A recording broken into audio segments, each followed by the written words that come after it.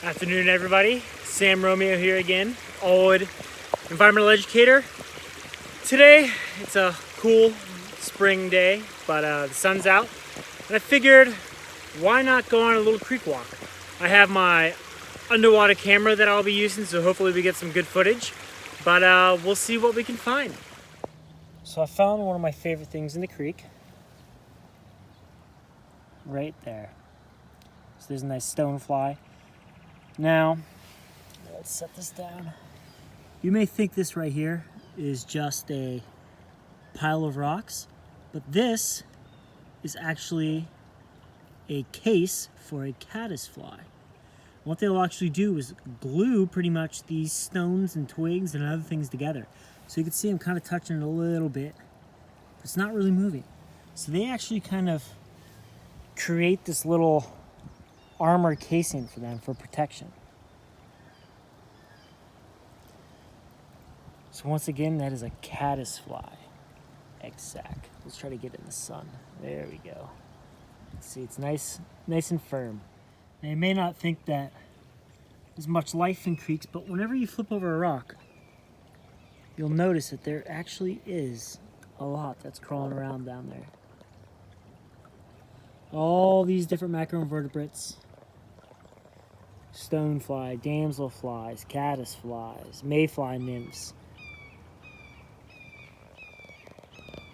All are hanging out underneath these rocks. Let's check this one. Yep, there's another caddisfly. The little home.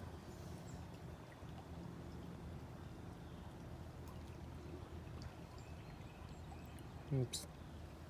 So right next to the creek, we found something else that's pretty common. A nice little crayfish chimney.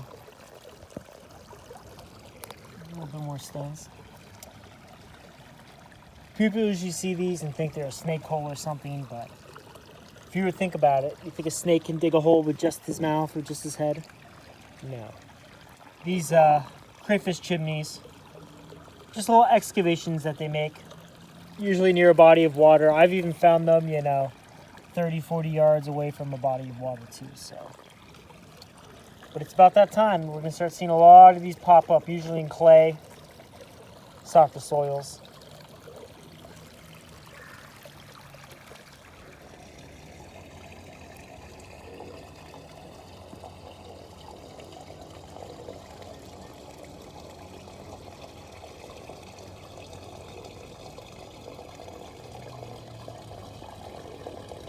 Now here's something I found floating down the stream.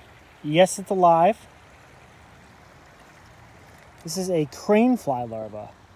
So those what almost look like giant mosquitoes that fly around, those are actually craneflies. And this is the larva stage of them. So they'll go through, a little change.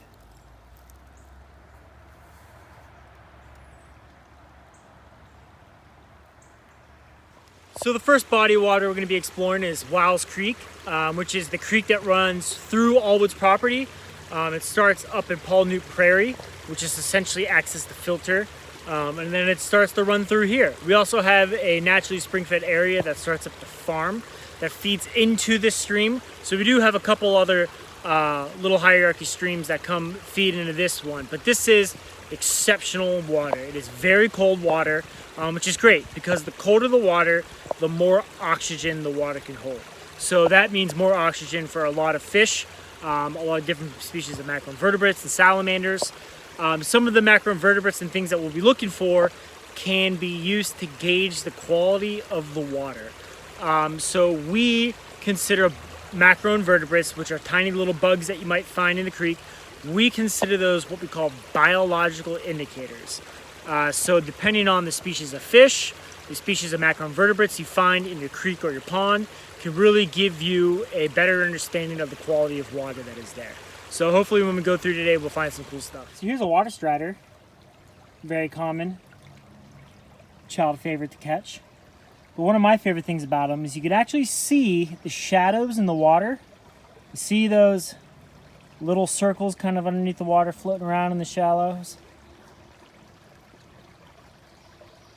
You can see the shadows of them with their feet touching the water because they don't break the surface tension. Okay, now that we've checked out the creeks, let's go ahead and check out some of the ponds. So we're up at the farm pond. A lot of turtles out sunning. This is a nice painted turtle.